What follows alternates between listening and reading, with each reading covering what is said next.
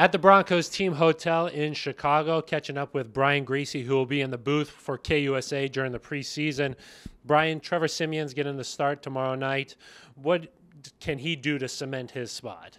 I don't think that either Trevor or Paxton need to worry about doing anything other than just playing their game, right? Don't worry about the implications. Don't worry about who's watching, who's charting what. Just go out there and play. Finally, they get to get all the coaches off the field, go out there against a defense that's nowhere near as good as the defense they go against in practice, operate a new system with Mike McCoy, and get some good vibes going, right? That's what preseason is about. Stay healthy, get some good vibes, and don't worry about what everybody else is saying.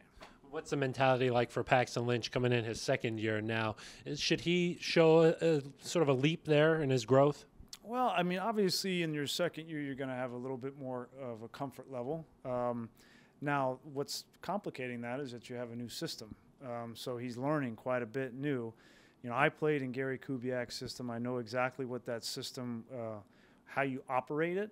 I also know very much about Mike McCoy's system. It's completely different. There's a lot more on the quarterback's plate, from check and runs to, identifying protections, reading defenses, live audibles, no huddle, dummy counts. I mean, you can keep going on and on about this.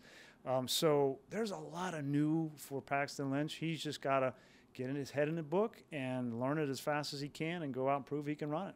A little bit more complicated this year for those guys. On the other side of the ball, Von Miller, he doesn't really need to play in the preseason, but the other day he said he thinks 30 sacks is possible in a season. What do you think? I love Von Miller. I love Von Miller, but, guys like me, that we were, quarterbacks were in charge of protection. I'm going to make sure I have at least 2 guys over there for him, maybe 3, but I'm not going to let him get 30 sacks. There's no way. While we're catching up with you, what's the latest with Judy's house? Judy's house doing great. Thanks for asking. You guys were there last time we did an event. We had Trevor Siemian come out and speak, which was great. Trevor was awesome. He showed up early. He stayed late. That's Trevor. Which is always a good thing.